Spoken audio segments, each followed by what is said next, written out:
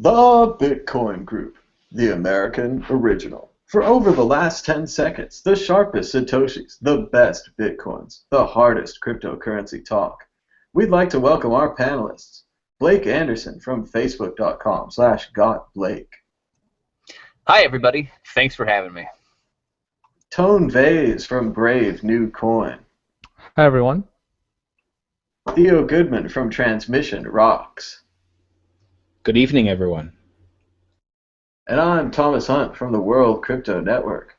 Moving on to issue 1.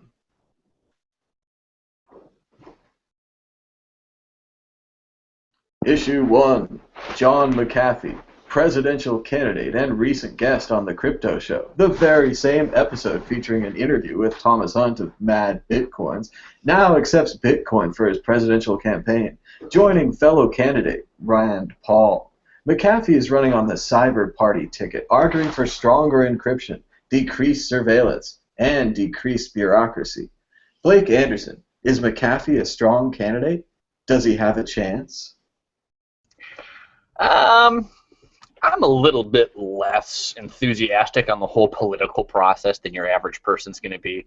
And that being the case, I think that John McAfee is a fantastic person to get in and shake up the race, talk about things that other people aren't talking about. I mean, at a fundamental level, we have a lot of lawyers and politicians that are just trying to skirt the rules and semantically get some value. If we can get a computer scientist in there and have them actually argue tenable system stability, that would be really, really cool.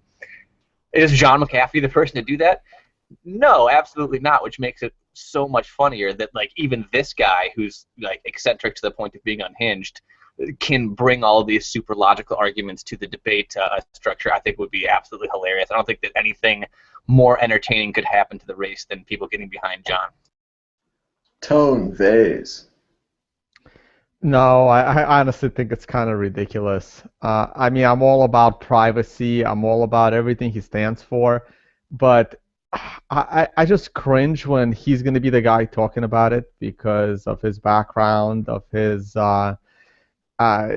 just what the few people that know of him. I just think it's going to be crazy. If you find Trump to be a character, this is Trump times 10. So...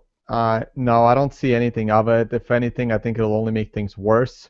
The media is just going to go on and say, well, these are the kinds of people that want, privacy, and it's just going to make a mockery out of everything.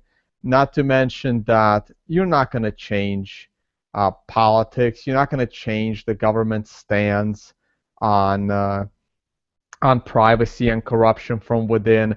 It's got to be done with technology.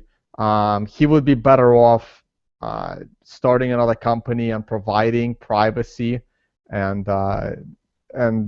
safety on the internet away from government instead of running and just, I don't know. I think it's completely ridiculous.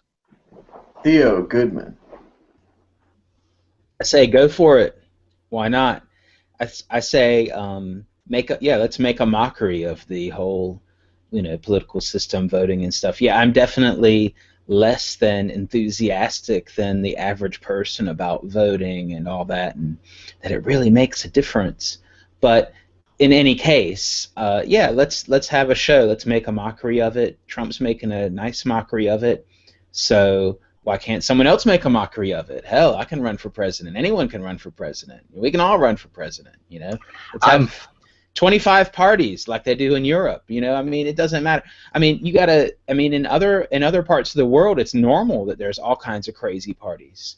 I mean, just in the local elections here, there's the Animal Rights Party, there's the right-wing party, there's right-wing party B, there's right-wing party C, there's the old dude party. I'm not joking. There's the pensioner party. There's all kinds of crazy stuff. So that can come to the U.S. too. It doesn't really change anything. It doesn't really change the system, but it can make a mockery of the system. It can, it can make a point of it, and let's see what happens. And let's see. Maybe Hillary Clinton says, maybe I should get this guy on my campaign. He can sort out my emails, so I don't have any more problems. He could certainly explain to her what wiped means in the context of computer security. I'm Oh, more go inclined ahead. to agree with Tone that this is all the right issues, but not the right man to present them. I wish we had a more serious anti-bureaucracy, anti-government surveillance, pro-encryption candidate, but this is kind of the best we have. I mean, Lessig's also a good candidate, but I don't know that he's even going to get the attention that McAfee's going to get. So this might be our chance to get our issues on the table. Well, yeah, I mean, like, what's the alternative? Carly F, like, of the Republicans, that's laughable. She's like, alcohol is more dangerous than marijuana. It's like that's indicative of some inability to read metrics. I mean, like that's the nicest way that I can possibly put it. So, I mean, yeah, is John McAfee like super eccentric to the point of like maybe he will be embarrassing sometimes? Maybe, but if he can get the really young people to be talking about these issues, kind of like maybe Ron Paul did, like was Ron Paul ever going to win? You can argue that day and night, but he did get people, especially younger people, talking about, well, should we at least breach these subjects and talk about this stuff? Hopefully he can have that kind of an impact. Then again, comparing John against Ron Paul, they are very, very, very different people. So that might be a Yeah, lot Blake, more. but this is the difference, right? I mean, Ron Paul was at least qualified to run a government, right? I mean, this is the thing. I would love to hear people talk about the stuff that John McAfee would talk about, but I would like him to be at least qualified to run the government that the people might Yeah. actually vote for, right? Like even Nigel Farage over in the UK is great. I mean, he talks about all this stuff, but at least the man is qualified to somewhat run a Yeah. government, assuming I Right. like people that are running a government. So yeah, so I mean, he's got the right message, but him being the messenger, running, trying to run for president, I think is only going to make things worse for the movement.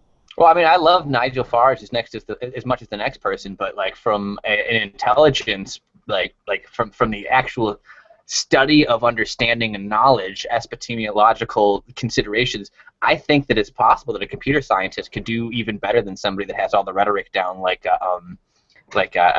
Nigel Farage does, because there have been times where it's like Nigel Farage understands what he should do, but perhaps doesn't do that, even though he's going to always say things in the right way. So, I mean, I think that you're right that it's not good to have somebody like that lead, but at the same time, I think that we have to give credence to like opening up that conversation and talking about those things. I agree. Less talk, more rock. And Theo makes a good point about his request for more third-party candidates and expansion of the American democracy. But as we all know, the winner-take-all system in the Electoral College, as well as the way that the Congress and the House are set up, really make this a two-party system, despite that the founders repeatedly claimed that they didn't want a two-party tyranny. Well, and first past the post voting is always going to lead to a two-party system. Like if you Google some video or YouTube some videos about first past the post voting and actually where the logical conclusions lead, it's always going to be a two-party system. We need some fundamental shakeups here. Agreed. The best of three voting is a much more democratic system. We get a better second choice candidate because everyone can agree on the second choice. Yeah, there's really good videos by CGP Grey. He did a bunch of great videos on elections and voting. I strongly recommend it. Exit question. Forced prediction. The presidential race in 2016. Name the candidates. Blink versus Blink. Go, Blink. John McAfee versus Bernie Sanders would be really fun to see. Tone Vase. Oh man, it's gonna be crazy. Honestly, I think Trump will run as a third-party candidate, and I think he's gonna do pretty damn good. Theo Goodman. It'll probably be Trump versus Clinton, and probably we'll get Clinton, and there'll be World War III. I'm going to go out on a limb here. I'm going to predict Biden versus Trump. Biden versus Trump. I also want to clarify really quick. I know that McAfee is not running as the Republican, and so that it's not going to be those two. I think that would be the most entertaining. Moving on to issue 2. Venezuela bans Bitcoin. Several Bitcoin companies found their servers blocked as apparently Venezuela has changed their mind and is now attempting to ban the fledgling cryptocurrency. Bitcoin will likely respond by going around these simple barriers like water rolling down a hill. But is this the beginning of something more? Will governments try to ban Bitcoin in the future? Tone Vase. I was on mute, didn't realize you'd start with me. Yes. To answer your last question, will governments try to ban Bitcoin? Absolutely, they will. Think of any government you consider socialist, and they will be trying to ban Bitcoin, which basically means about 90% of the world will attempt to ban Bitcoin. Venezuela is no different. I mean, they're going through major issues. I wouldn't be surprised if other countries in a similar boat are doing the same. Russia just did it the other day. I'm a little surprised that Russia's doing it. Honestly, in Russia, it doesn't really matter.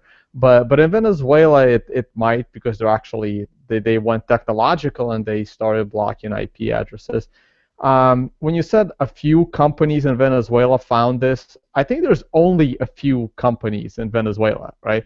So, I mean, look, if you're Bitcoin savvy and you're trying to run some kind of a company in Bitcoin, Venezuela is not. Why are you in Venezuela? I mean, if you're savvy enough to understand Bitcoin and create a company, uh, get out, be somewhere else. I Go know. to Argentina where things are, going to be a lot better for you. Yeah. It's just I know it's hard to move around these days, the passport issues, barriers, but Venezuela doesn't even register on my top 50 places in the world, countries in the world where Bitcoin is relevant. Theo Goodman. I think that countries will continue to try to ban it, but you can't. I mean, you can ban it, you can make it illegal, I guess. It's kind of like drugs. Possession illegal, use illegal. I don't know. It's kind of like a similar dynamic, So what is illegal? Having the bitcoins, or using the bitcoins, or sending the bitcoins, but you can't really stop it.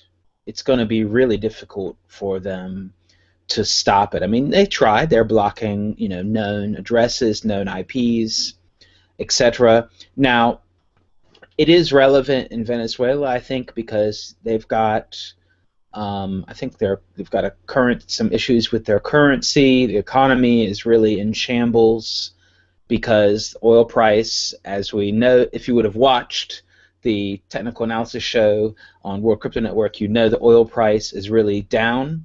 And yeah, that's as long as the oil price is high, then the socialist government there doesn't really have that many issues.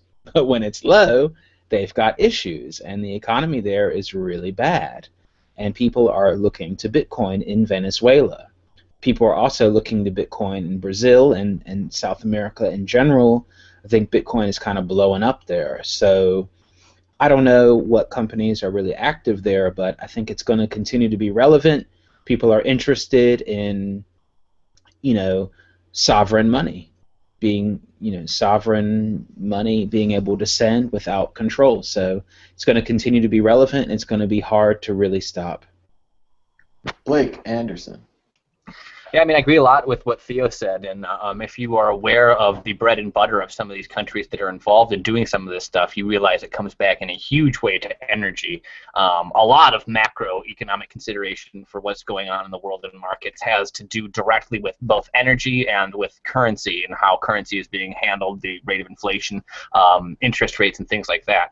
So right now, with the price of oil really low, things like the tar sands in Canada are not doing well, and investment capital is not flowing into getting those sources of energy. Likewise, various sources of Venezuelan oil that Chavez kind of, crony capitalisted into his own family while everybody was, poor, and he was doing well. I mean, that's something that becomes even more unsustainable now that he's gone and that stuff has happened and things have changed hands, and now the price of oil is going low. Of course, you would expect to see tighter capital controls as the government tries to retain control in a situation where energy is FUBAR and currency is not something that's a real good net to back it up. So, I mean, my assumption here is that just like the war on drugs or anything else, like what's illegal in the war on drugs? What's illegal is, driving down the price of something the government wants to stay valuable with your free markets. That's what's against the law, and what's against the law in Venezuela is going to be more and more aimed at using things that undermine the capital controls that the government can use to make it so that everybody has to use their money to keep control. that's going to make the value of Bitcoin go up. It's going to have the opposite effect of the one that's been intended. Autonomy and purpose are the birthplace of motivation. The autonomy and purpose of having, money that works is just extremely important. People know and realize that. I think it's going to have a huge role to play in places like Venezuela and Argentina. Any socialist country that thinks that they can use capital controls to stop this is in for a rude awakening.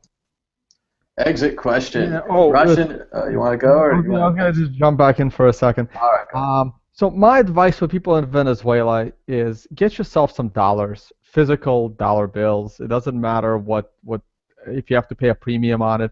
It's just so much more useful over there than Bitcoin will be. It's for economies like that, places like Venezuela, places like some of the other ones that are collapsing. US dollars and even euros are so much better. Now, if you are in Europe, then you want to get the hell out of euros, right? Then you should be looking to Bitcoin. But if you are in these third world countries where your system is completely collapsing, go with a stable fiat that you can actually use around. If you're in a more first world country, like anywhere in Europe specifically, even Canada, where they're taxing you at like a 40-50% rate, Australia, in those countries, if you want to protect against those currencies, you go to Bitcoin. But if you want to protect against because remember, if euro and the dollar start to have problems, I mean that means the Venezuelan currency is completely worthless. So you're better off, if you're in those countries, you're better off going with a stable fiat. If you're in a somewhat of a stable fiat world and you're being taxed to death and you want to hold on to your own money because you don't know what the next president will be or what the next political situation would be or when your ATMs close. Because over here, everyone is relying on credit cards and debit cards. No one ever has cash. So when the banks close, ATMs close, we're all screwed. In those economies, people rely on cash quite a bit. So over there, physical cash is a lot more useful. So they should stick to cash. So you're saying that people in a poorer country that have an extremely ephemeral or brief investment horizon shouldn't have all their money eaten up by trading back and forth to Bitcoin with all the settlement fees and stuff. They should use for their short investment horizons cash. And then if they have a lot of excess capital and a long-term horizon, then it would make sense to go into Bitcoin. Exactly. All right, perfect. Yeah, well, I think that I'm not 100% sure. I don't have any numbers, but as a means to transfer value in and out of a country with capital controls, that's what Bitcoin could be used for. So if someone outside of Venezuela needs to send some kind of value in, and someone in Venezuela will give them dollars or euro or Venezuelan currency in exchange for Bitcoin, then I can see that. Or the other way around, if they want to be able to send value out but they can't because of the controls, then I see that as the utility. But I definitely agree with you that that's going to be the more, we all know the price of Bitcoin is not really stable, so it's a big risk to hold, but to use as a means of transfer, it's great. Yeah, no, I agree with that. But if you can quickly go in and out of Bitcoin if you're in Venezuela, that's great. But if you're thinking of hedging your country longer term, if you're in Venezuela, just use dollars. If you want to hedge your country longer term, if you're in Europe or the U.S. or Canada or Australia, then because you're not going to use Venezuelan currency to do it. You're better off going to Bitcoin. But if you're in Venezuela, if you want to hedge longer term, stick to the more stable fiats. Exit question. Russia and Venezuela have already tried. Who tries to ban Bitcoin next? Tone Vase. From some of the smaller, not as relevant countries, probably Brazil, they're having currency issues. Other than that, honestly, I think Europe will. I think Italy or Spain might throw something in there right before their banks collapse, just to make sure that what people thought might have been happening in Greece is not going to be happening there. So I think Europe is going to start taking Bitcoin way more seriously, and they're going to be the next significant country to attempt to ban it. Theo Goodman. Next country to try to ban Bitcoin will be Greece. Blake Anderson. Well, it's interesting what Tone was saying about Europe and Bitcoin and capital controls. I mean, if we look at, let's say, a country that had a really high GDP, and we'll look at France, like Germany and GDP and France and GDP and the Eurozone, like went all together in one basket of buddies. And now France is kind of, I think, positioned to really fall away from being the second producer in the Eurozone because they are getting more and more and more socialist policy involved in their government. And I think maybe even though they don't have direct control of the monetary and currency policy of that group, that France may want to limit capital control. So I don't think that's going to happen next, but I think it will be one of the more significant happenings when France finally decides that Bitcoin is antithetical to the highly interventionist government involved at every level of commerce that they have planned for the future. And I think they're not going to like that. Yeah, no, I'm with you, Blake. France is up there too. You can use the Uber index, right? Whichever country is banning Uber will probably be the next country to ban Bitcoin. Yeah, absolutely. I agree. I forgot about France. They're pretty controlling. I think Greece is a good bet, but I'm going to go with Saudi Arabia. Saudi Arabia. But they're so progressive. They're so incredibly progressive. No, relevant countries, Thomas. They have oil. They have oil. Ouch. They want to keep their money in there. Moving on to the plug. Don't just hold Bitcoin. Buy it and spend it. Spend your Bitcoin at purse.io and get 20% off Amazon.com. It's just that easy. Use Bitcoin like it's currency, because it is. Shop at purse.io. Spend Bitcoin. Save money. Issue 3. Fix Reddit with Bitcoin. A new team led by Ryan X. Charles is attempting to build a new decentralized Reddit with Bitcoin at its core. Bitcoin would allow the users to be rewarded for posting articles or hosting Reddit content. It would be the oil that keeps things running. Theo Goodman, what do you think about this new decentralized Reddit? I think it's a great idea, and I'm glad that somebody is attempting it, and let's see where this goes. It's an experiment. Let's see what happens. I'll be honest, I was a little skeptical of ZapChain at the beginning, but I think they're doing a good job, and they're also experimenting with a few things. At least so if you're not familiar, they have a kind of auto payment for people that do contribute, and so they're doing something in that direction. It's not decentral, but it's a good idea, I think, and I think that let's see what happens when this thing is launched and see how people react. I think we're only going to be able to see how it is when it's live and be able to tweak it when it's live and humans are really in there doing stuff and figuring out how can I game this or how can't I game this and so on. Blake Anderson. Well, what were we talking about again? Decentralized Reddit. Decentralized Reddit. When you used the word decentral, I just started thinking about Decentralized or the Decentral project up in Vancouver.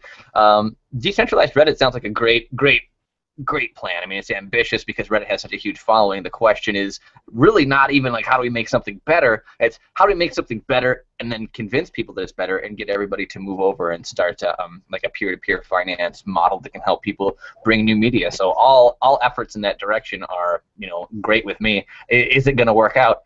That's the trillion-dollar question. I mean, how are you going to incentivize people to break through that the Hyman-esque barrier to actually breaking over and making something viable. So, my description being nice and PC, hopefully everybody uses that same barrier penetration example for whether it'll work or not. Incredibly pornographic. Thanks, Blake. Tone Vase. I mean, like everybody else, I think it's a great idea. I think this has been tried. I think there already is a Reddit competitor. I don't know how much traffic they're getting. It's going to be difficult. You got to remember, everyone wants to decentralize everything with Bitcoin as the backbone. I mean, there's so few people using Bitcoin. It's great that if you built it, he would have been better off trying to convince the Reddit people to do it, like in his article. That would have been a much more worthwhile project. Going off on his own, I mean, he's going to need funding to do it. They don't have a base. I believe they did used to work together. Didn't Ryan used to work with Reddit directly until No, they? he did. This is the project that he thought he was working on. And there was like a leadership change, right? And then Yeah. This is the project he thought he was working on at Reddit, and then after 4 months they fired him because they went in a different direction. But I mean, it's great that he's doing it on his own. But I don't know that they fired him. I think that there was a management change, and they were not primed significantly on what the goals of the project were. And they were like, "Well, here's a clear place we can cut money." I think that really is what happened. I don't know that there was any kind of a failure or a delay in the project that got him fired. I think it was a lack. No. I know. But from his end, he got fired either way, right? No, it wasn't. True, yeah, right. It wasn't his fault by any means. But yeah, so I mean, it's great that he's trying to do this, but I mean, honestly, how many Bitcoin users are really there? And not everyone sees Bitcoin as just use it for all these things. In the future, yeah, but a lot of these projects are 10 years ahead of their time. So it's great that this will be there. But if Bitcoin was a serious player and a serious user, he would be working at Reddit, putting it together with Reddit. So it's just not there yet, and it would be nice, but for people to just but everyone needs to have Bitcoin to do this. I mean, I don't know. Bitcoin Reddit put Ellen Pao in charge, and that wasn't a very good idea. So I don't know if just because Reddit is there means they're going to make the best decisions, man. Yeah, but Reddit doesn't need to make any decisions, right? It's all about their users. That's true. That's true. Honestly, I don't even use Reddit. I think it's too much, but I don't have that kind of time. And just to go back over the history again, he was working on the decentralized Reddit project under the old leadership. He was then kind of moved over to the Reddit credit project where they were going to give a bunch of money away, and then he was moved off of that. The original decentralized project sounds very interesting, but remember, Reddit just becomes one of many servers that host Reddit content. So if another server perhaps is more permissive, less censorship, they could replace Reddit as the main server. I think this would hurt Reddit's ability to serve ads, which is their ability to make money, which I'm sure Condé Nast, their parent company, et cetera, made decisions based on that. Yeah, no, it's crazy to think that a company would want to go decentralized. I mean, that's just insane, right? That's like saying government will actually want to be smaller. It's just not going to happen. And especially after you've already built a seemingly working centralized program. Whatever your current program is, you have to have a really good reason to throw that out and to start this new decentralized side. Right. Yeah, I think everyone is agreeing that something's wrong at Reddit. That it says it's broken. Other niches say that too. It's not just Bitcoin. I was surprised also, but a lot of people are repeating that same theme. Yeah. That's broken. I mean, I kind of like the old school look of it, that it looks like it's something from the 90s almost. But it's not only that, it's a lot of things. Now, I'm not really against trolling per se, because I think that's actually a good utility of Reddit, that people have to kind of deal with trolls live on the internet. It sounds weird, but I think I would like them good. Just tased and dragged away, like the politicians handle it. Yeah, okay, right. You could do that, but I think that opening up the decentral, like I said, it's an experiment, and I think, now I don't know if it's going to be successful. I hope that he can build something so that we can see how it works. I mean, if you were really able to reward people that post, quote, good content, which however you figure that out, I don't know, then that would be interesting. And let's see. I think that we got to have humans interacting with it to see if it works. Now, I see why Reddit didn't really like that direction, definitely, because, like Thomas said, how do you monetize this? I have no idea. I'm sure you could somehow, but I have no idea. You could collect data. Yeah. Mm-hmm. You have to keep in mind that, I mean, we think that the Reddit Bitcoin subreddit has traffic. The cute cat pictures on Reddit is probably Bitcoin traffic times 100. So when you're talking about decentralizing Reddit with the Bitcoin as the backbone, I mean, again, you you're the main users of Reddit. They're not Bitcoin people. They're they're literally people looking at cat pictures, right? I mean, that's I how mean, the average user. I think that you're correct. I think there's a conflation going on here. It's not just because people simply think that Bitcoin maximalists are right and we want everything to be Bitcoin. It's really kind of more about getting the fundamental infrastructure of these systems down so that they're scalable and usable, and it's almost kind of the race to the death of the SaaS model. Software as a service really isn't tenable anymore. Everything's in a race down to the cheapest possible way to get things done, and now best practices are being rewritten in ways that are taking blockchains and stuff into account. Expanding circles of trustlessness as opposed to, really trying to go for that maximum SaaS dollar as you have a centralized, basically zero-raid style service that eventually gets hit by a meteor or something and blows everything up. So I know what you're saying, Tone, as far as like there's like 10,000 people that own more than one Bitcoin, and like what niche are these people trying to go for? But it really is an argument towards let's fundamentally make this infrastructure work better. And I can see that Ryan is working on it from that direction. Will this catch on to the common people? Almost certainly not, because it's hard to explain even right now about it. But is it exciting that the first iterations of that are happening? I think absolutely. And remember that we're also fighting censorship. With a centralized Reddit, it's very easy to censor, either directly, as we saw with our Bitcoin, or with just a DOS attack. You just take that out. Now, Tone's probably right. The censorship is not affecting the cat photo people. They're probably okay, but our Bitcoin, maybe some of the more political subreddits, the technology subreddits, the piracy or whatever subreddits, are all going to want a more censorship-averse place. And he's right, we are the minority, but we're also the coders, so it's kind of, both sides. We are the canaries in the coal mine.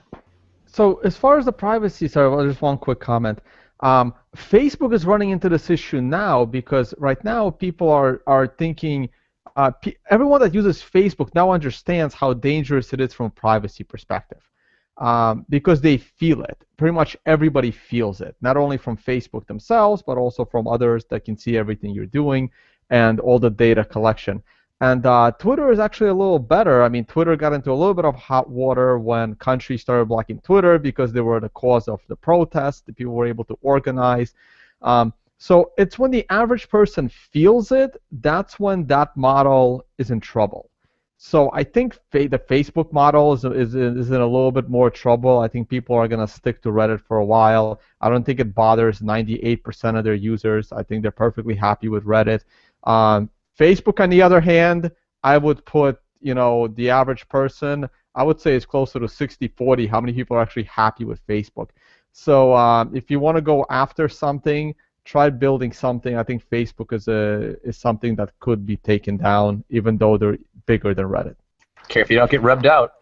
All right, moving on. Yeah, I know, diaspora. Exit question, yes or no? Decentralized Reddit will top regular Reddit. Theo Goodman. Yes. Blake Anderson. Eventually, I think it's unstoppable. Yeah, eventually it will. Tone Vase. I'm with Blake eventually, but not anytime soon. Like I said, 99% of Reddit users are perfectly happy with Reddit. There's no reason for them to switch. On a long enough timeline, the answer is yes. Decentralize all the things. All of them, really. All of them. Moving on, issue 4. Fix the web with ProTip and Bitcoin. ProTip, a new software team led by Chris Ellis and Leo Campbell, seeks to reward content creators who place their Bitcoin address on their content with a Chrome plugin that will read the address, measure the time spent on the site, and automatically reward the artist according to the user's weekly allowance. The software, called ProTip, is available at protip.is, is open source, functional, and uses real Bitcoin. Blake Anderson, have they cracked the code? Will a culture of automatic reward rise to replace the web of freeloaders? Absolutely. And if you take the eventual conclusions of this type of technology and you really think about them, it's like, well, what is the ability of a technology like ProTip to actually incentivize what would be akin to like good market signals? Like in a market, when you have good signals, things work well. When you have bad signals and manipulation, things don't work well. So we have a market of advertising and information and media that's not working very well because all the signals are, by this extremely obsolescence planned item that's going to break in a year and then like buy more and stuff. And that's not like, we don't want to see a new ad for something that we bought last year all the time. Versus if you can actually incentivize people to make fresh new content that's critically thought inspired and fresh, I mean, that's going to have a huge impact on the future. So ProTip is a great project. It's on GitHub. You can contribute to it. You can talk to Chris, and you can actually help shape the future for something positive. There's not a horse ton of money flying around here. It's actually something that's been gifted to everybody, and everybody can get value out of it, which I think is a way that a lot more of these companies should be thinking instead of trying to, maximize the SaaS model and get as much money out of individuals as they can. Tone Vase. As much as I was actually reading the website today, I've heard about it. I never really looked into it until now. It's on the surface, it sounds great. It sounds like the good thing. In reality, I don't think it's going to amount to much because it's still too much effort, right? I have to download a plugin with the name Chrome in it, and I try to stay away from anything related to Google as much as possible. It actually hurts me to do Google Hangouts. But then you have to, I guess, preload the account with Bitcoin, correct? Yeah, it's a Bitcoin wallet that sits in your browser with like some extra things that help you to keep track of what you're consuming. Again, I am very, very cautious about where my Satoshis go, only because of the first issue we were talking about, or second, about every government deeming Bitcoin illegal, right? So just the combination of words like Chrome and wallet and putting them in there, and then they're automatically being distributed based on where I go. I know the app is supposed to be private, but that is just not how I would want my Bitcoins used as a privacy person. Also, and like I said, there's just so few Bitcoin users to actually use this today. When Bitcoin is popular and 20% of the world is using Bitcoin, this would actually be useful. But again, just like many things in the Bitcoin world, it's a little bit ahead of its time. But again, we need these things. It's great that they're around. So when you combine all that, I don't expect it to amount to much. I mean, one day in the future, when the internet itself would be decentralized and hopefully completely encrypted with no snooping, I would love to see a model where I'm paying for internet usage, and a portion of my internet usage is automatically being distributed to where I actually use the internet, right? Just having the person go out on their own and filling this. I mean, if you want to, obviously we all want to support our fellow Bitcoin people. So I may bite the bullet and get the add-on just so I can support Chris and some of the websites that I go to. But in reality, I don't see this as the solution. We need a more general solution. Eventually, the internet, I expect to be rebuilt from a privacy standpoint, and then something like this can be embedded into it, where you're paying for the internet and it's going directly to where you're actually using the internet. So we've got to fix money first, is what you're saying. Yeah. Theo Goodman. I agree with both Blake and Tone. Actually, they both bring up really good points. I just want to remind everyone, of course, ProTip helps you tip people, but I noticed that it's also a very simple wallet for, of course, a small amount, a fun wallet for a small amount of Bitcoin. So if there was a new person interested in Bitcoin and they have a Chrome, you can say, okay, just get this add-on, give me your address, boom. The way it's laid out is really simple. It doesn't look really technical or confusing or anything. It's quite straightforward. So I like that part of it. Another thing is that, like Blake said, it's on GitHub, so you can contribute. You can also fork it. So if you are an altcoin person, or if you want to contribute, or if you want to build one with Bitcoin and another coin, or if you want to make it super duper private, or I don't know, whatever programmers want to do, they can do that. Another thing is that they're working on the velvet rope, or basically it's a light paywall, and I think that's also really useful for any content providers where you can kind of like a paywall light version where you could have to pay a little bit of Bitcoin to get the content. I think that is also useful, and we'll see how that goes. And I think the only way to test all this stuff is to jump in like we're doing right now and actually test it out.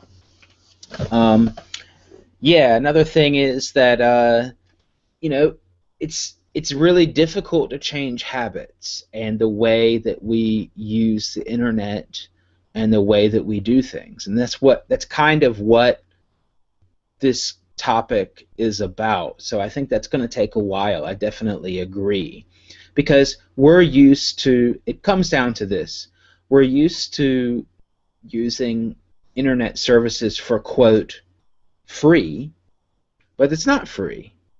You pay with your data. You pay with your time and attention as well. And you also pay with your time and attention. And the data is used to show you ads, and that's how the so-called free sites earn money.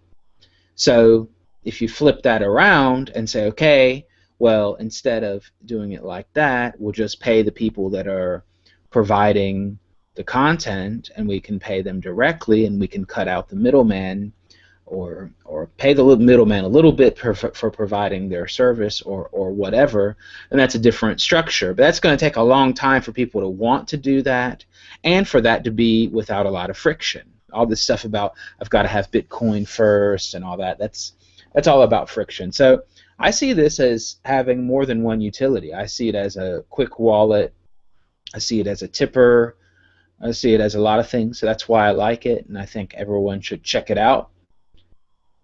That's it, protip.is. I wanted to respond really quick to what Tone said, because Tone made a few good points about security and things like that. But we have to kind of look at what is available right now for tipping versus what is pro-tip and what do they represent.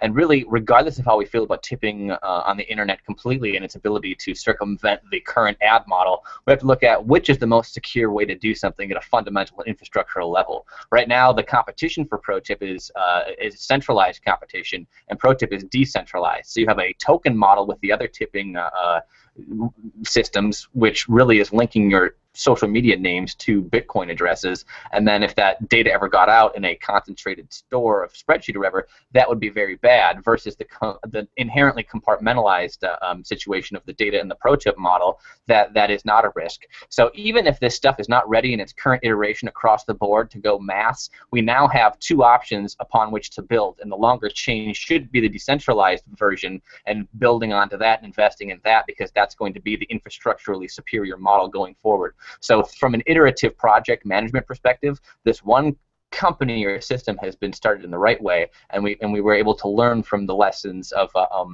non-decentralized tipping systems. Especially given the recent hacks of Ashley Madison and now Patreon. Patreon didn't lose any of their customers' passwords or credit card numbers. They were all hashed. But what they did lose was all of their secrecy. You used to be able to support a private project privately. You could message a user privately. They had a special private section for people that paid on the Patreon. All of that information is in the data dump. All of the database is now available on pirate websites, etc., etc. Ashley Madison, obviously the same thing. All of this information about people's affairs now available because it was held in a centralized location until the point where it was not held in a centralized location. It was held everywhere by everybody. And I've been working with a law firm that I'm really good friends with the people there. I've got the Ashley Madison information, and we're doing database requests on it so we can pull information for people that have been harmed by it to either prove that they did or did not have an account and when it was made. So all that work that's going to the attorneys now is as a result of this these centralized risks. And one more point, Tone mentioned that it was automatic. It also has a subscription function. So if you only wanted to subscribe to Bitcoin addresses and you wanted to send a certain amount each week, the Bitcoin address doesn't even have to be on the web page. You can copy and paste it from somewhere else. This could be your automatic Bitcoin paying plugin. So. And it's way easier to configure than the Coinbase automatic payment options, which are cool too, but more difficult to set up. All right, moving on. We've just got some housekeeping here on the show. Let me see if I can bring up the right screen. We'd like to welcome some brand new shows to the World Crypto Network. We'd like to welcome you, me, and BTC, and the Coinigy, Bitcoin, and Altcoin Trading Talk Show, as well as Theo's show, BTA, Bitcoin Technical Analysis. And each of these shows will be weekly shows on the World Crypto Network. You can find it at worldcryptonetwork.com, where you can just subscribe to this YouTube right here, and that'll get you all the shows. And you can check them out and leave some comments and welcome these new people to the network. Where question and answers is still broken. We'll look around the Google interface next time, see if we can find it. But right now they switched us over to live events, which in the past had a chat room. They don't have questions and answers. Sorry about that. We'll work on that more next week. So we're going to move on to predictions or story of the week. Blake Anderson, are you ready with a prediction or a story of the week? Well, prediction or story of the week. Let's see what we got here. I guess my prediction is that hardware companies and various different Bitcoin companies that have been developing just kind of this is what we got. This is what we've worked on. It's kind of like 1% better than the other stuff that's going on. These companies have to compete with people that are developing stuff constantly 24 hours a day in their own terms on their own time, and it's not something that is going to be able to be a race where people are not putting in 100%.